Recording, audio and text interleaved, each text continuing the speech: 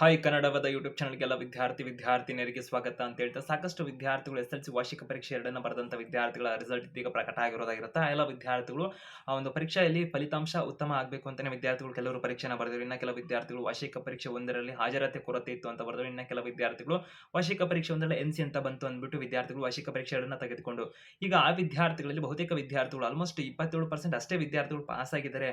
ಇನ್ನು ವಿದ್ಯಾರ್ಥಿಗಳು ಅಂದ್ರೆ 88,000 ಆಸುಪಾಸಿನ ಅಷ್ಟೇ ವಿದ್ಯಾರ್ಥಿಗಳು ಪಾಸ್ ಆಗಿದ್ದು 2.87 ಲಕ್ಷಕ್ಕೂ ಅಧಿಕ ವಿದ್ಯಾರ್ಥಿಗಳು ಪರೀಕ್ಷೆಯನ್ನು ತೆಗೆದುಕೊಂಡಿರುವಂತೆ ಇಲಾಖೆ ಕಡೆಯಿಂದ ಈಗ ಮಾಹಿತಿಗೆ ಲಭ್ಯ ಆಗಿರೋದಾಗಿರುತ್ತೆ. ಹಾಗಾಗಿ ವಿದ್ಯಾರ್ಥಿಗಳಿಗೆ ಒಂದು ಬಹುತೇಕವಾಗಿ ವಿದ್ಯಾರ್ಥಿಗಳು ಫೇಲ್ ಆಗಿದ್ದಾರೆ ಅಥವಾ ಫೇಲ್ ಆಗಿದ್ದಾರೆ ಅಂತ ಹೇಳ್ಬೋದಾಗಿರುವಂಥದ್ದು. ಇವಾಗ ಕಡಿಮೆ ಅಂಕ ಬಂದಿರುವಂತಹ ವಿದ್ಯಾರ್ಥಿಗಳು ಮತ್ತೆ ಫೇಲ್ ಆಗಿರುವಂತಹ ವಿದ್ಯಾರ್ಥಿಗಳಿಗೆ ಸಂಬಂಧಪಟ್ಟಂತೆ ಇಲಾಖೆ ಕಡೆಯಿಂದ ಮಾಹಿತಿನ ಕೊಟ್ಟಿದ್ದಾರೆ.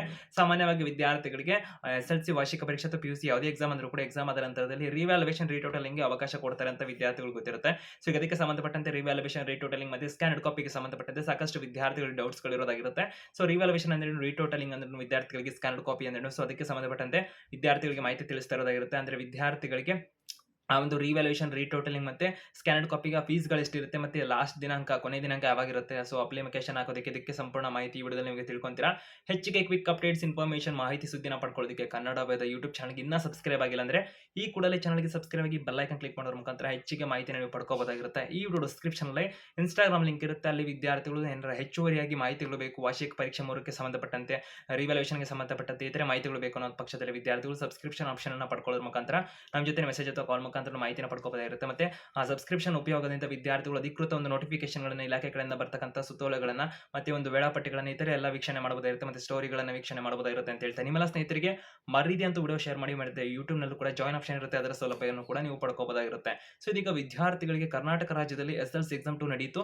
ಸೊ ಅದರಲ್ಲಿ ಬಹುತೇಕ ವಿದ್ಯಾರ್ಥಿಗಳು SLC ಎಕ್ಸಾಮ್ 2 ನಲ್ಲಿ ಫೇಲ್ ಆಗಿದ್ದೀರಾ ಅಂತ ಹೇಳ್ಬೋದಾಗಿರುವಂತದ್ದು. ಆ ವಿದ್ಯಾರ್ಥಿಗಳ ಪೈಕಿ ಇದೀಗ ಸೊ ಒಂದು ಫೇಲ್ ಆಗಿದ್ದೀವಿ, ನಾವು ರಿವ್ಯಾಲ್ಯೂಯೇಷನ್ ಹೋಗ್ತಿರ್ತೀವಿ, ನಾವು ಕಡಿಮೆ ಅಂಕ ಬಂದಿದೆ, ನಮ್ಗೆ ಅನ್ಕೊಂಡಷ್ಟು ಮಾರ್ಕ್ಸ್ ಬಂದಿಲ್ಲ ಸಬ್ಜೆಕ್ಟ್ಸ್ ಗಳಲ್ಲಿ, ನಾವು ರಿವ್ಯಾಲ್ಯೂಯೇಷನ್ ಅಥವಾ ರೀಟೋಟಲಿಂಗ್ ಹಾಕಬೇಕು ಅಂತಿದೀವಿ ಅಂತಕ್ಕಂಥ ವಿದ್ಯಾರ್ಥಿಗಳಿಗೆ ಸ್ಕ್ಯಾನ್ಡ್ ಕಾಪಿ ಬೇಕಾಗಿರುತ್ತೆ. So scanned copy revaluation retotalling ಗೆ ಸಂಬಂಧಪಟ್ಟಂತೆ ಇಲಾಖೆ ಕಡೆಯಿಂದ ಮಾಹಿತಿನ ಕೊಟ್ಟಿದ್ದಾರೆ. ಅದನ್ನ ಇವಾಗ ತಿಳಿಸ್ತಾ ಇರುವಂತದ್ದಾಗಿರುತ್ತೆ. ಬನ್ನಿ ವಿದ್ಯಾರ್ಥಿಗಳಿಗೆ ಕರ್ನಾಟಕ ಶಾಲಾ ಪರೀಕ್ಷೆ ಮತ್ತು ಮೌಲ್ಯ ನಿರ್ಣಯ ಮಂಡಳಿ ಕಡೆಯಿಂದ ಸುತ್ತೋಲೆ ಪ್ರಕಟ ಆಗಿದ್ದು, ವಾರ್ಷಿಕ ಪರೀಕ್ಷೆ 2ರ ಫಲಿತಾಂಶ ಪ್ರಕಟ ಆದ ನಂತರದಲ್ಲೇ ವಿದ್ಯಾರ್ಥಿಗಳಿಗೆ ಸೊ ಆ ಒಂದು ವಿದ್ಯಾರ್ಥಿಗಳು ಯಾವ್ದಾರ ವಿದ್ಯಾರ್ಥಿಗಳು ರಿವ್ಯಾಲ್ಯೂಯೇಷನ್ ಆಗ್ತೀನಿ, ರೀಟೋಟಲಿಂಗ್ ಆಗ್ತೀನಿ ಅಂತಕ್ಕಂಥ ವಿದ್ಯಾರ್ಥಿಗಳಿಗೆ ಸ್ಕ್ಯಾನ್ಡ್ ಕಾಪಿ ಈ ಥರ ಮಾಹಿತಿನ ಅವ್ರು ಕೊಟ್ಟಿದ್ದಾರೆ. ಉತ್ತರ ಪತ್ರಿಕೆಗಳ ಸ್ಕ್ಯಾನ್ಡ್ ಪ್ರತಿಯನ್ನು ಪಡೆಯಲು ಅರ್ಜಿ ಸಲ್ಲಿಸಲು ನಿಗದಿ ಮಾಡಿರ್ತಕ್ಕಂಥ ದಿನಾಂಕ ಅಂತ ಮಾಹಿತಿನ ಕೊಟ್ಟಿದ್ದಾರೆ. ಅಂದರೆ ಜೂನ್ ತಿಂಗಳ 13ನೇ ತಾರೀಕಿನಿಂದ ಜೂನ್ ತಿಂಗಳ 17ನೇ ತಾರೀಕು ತನಕ ವಿದ್ಯಾರ್ಥಿಗಳು ಉತ್ತರ ಪತ್ರಿಕೆಗಳ ಸ್ಕ್ಯಾನ್ಡ್ ಕಾಪಿಗೆ ಅಪ್ಲಿಕೇಶನ್ ಹಾಕ್ಬೋದಾಗಿರುತ್ತೆ ವಿದ್ಯಾರ್ಥಿಗಳು. ಸೊ ಅಂತ ಮಾಹಿತಿನ ಕೊಟ್ಟಿದ್ದಾರೆ. ಮತ್ತೆ ಆಫ್ಲೈನಲ್ಲಿ ಏನಾದರೂ ಅಮೌಂಟನ್ನು ಪೇ ಮಾಡ್ತಾರೆ ಅಂತಕ್ಕಂಥ ವಿದ್ಯಾರ್ಥಿಗಳಿಗೂ ಕೂಡ ಜುಲೈ 18ನೇ ತಾರೀಕು ಕೊನೆ ದಿನಾಂಕ ಆಗಿರುತ್ತೆ ಅಂತ ಮಾಹಿತಿನ ಕೊಟ್ಟಿರುವಂಥದ್ದಾಗಿರುತ್ತೆ ವಿದ್ಯಾರ್ಥಿಗಳಿಗೆ. ಮತ್ತು ವಿದ್ಯಾರ್ಥಿಗಳು ಉತ್ತರ ಪತ್ರಿಕೆಗಳ ಒಂದು ರಿವ್ಯಾಲ್ಯೂಯೇಷನ್ ರೀಟೋಟಲಿಂಗ್ ಅಂದರೆ ಮರು ಎಣಿಕೆ ಅಥವಾ ಮರು ಮೌಲ್ಯಮಾಪನಕ್ಕೆ ಅರ್ಜಿ ಸಲ್ಲಿಸೋದಕ್ಕೆ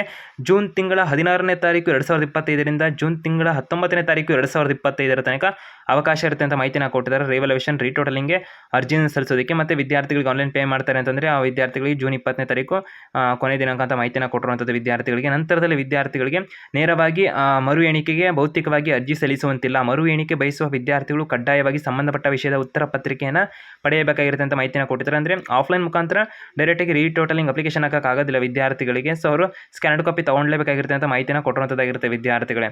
ನಂತರದಲ್ಲಿ ವಿದ್ಯಾರ್ಥಿಗಳಿಗೆ ಸಂಬಂಧಪಟ್ಟಂತೆ ಮರು ಎಣಿಕೆಗಾಗಿ ಭೌತಿಕವಾಗಿ ಅರ್ಜಿಗಳನ್ನು ಸ್ವೀಕರಿಸುವುದನ್ನು ರದ್ದುಗೊಳಿಸಿದ್ದಾರೆ ಅಂತ ಮಾಹಿತಿನೆಲ್ಲ ಕೊಟ್ಟಿದ್ದಾರೆ. ಆನ್ಲೈನ್ ಮುಖಾಂತರ ಅರ್ಜಿನ ಹಾಕಬೇಕು ಅಂತ. ಸೊ ಉಚಿತ ಆಗಿರುತ್ತೆ, ಅಂದರೆ ರೀಟೋಟಲಿಂಗು ಮತ್ತು ರಿವ್ಯಾಲ್ಯೂಯೇಷನ್ ಮಾತ್ರ ಫೀಸ್ ಇರುತ್ತೆ ಅಂತ ಮಾಹಿತಿನ ಕೊಟ್ಟಿರೋದಾಗಿರುತ್ತೆ. ರಿವ್ಯಾಲ್ಯೂಯೇಷನ್ ಮತ್ತು ಸ್ಕ್ಯಾನ್ಡ್ ಕಾಪಿ ಕೂಡ ಆಫ್ಲೈನ್ ಮುಖಾಂತರ ಅರ್ಜಿನ ಹಾಕೋಕ್ಕಾಗಲ್ಲ, ಆಫ್ಲೈನ್ ಮುಖಾಂತರ ಆಗಲ್ಲ, ಆನ್ಲೈನ್ ಮುಖಾಂತರನೇ ಹಾಕಬೇಕು ಅಂತ ಹೇಳಿದರೆ. ಸ್ಕ್ಯಾನ್ಡ್ ಕಾಪಿಗೆ ಫೀಸ್ ಎಷ್ಟಿರುತ್ತೆ ರಿವ್ಯಾಲ್ಯೂಯೇಷನ್ಗೆ ಅಂತ ಹೇಳಿದರೆ, ಸ್ಕ್ಯಾನ್ಡ್ ಕಾಪಿಗೆ ಒಂದು ವಿಷಯಕ್ಕೆ 410 ರೂಪಾಯಿ ಇರುತ್ತೆ.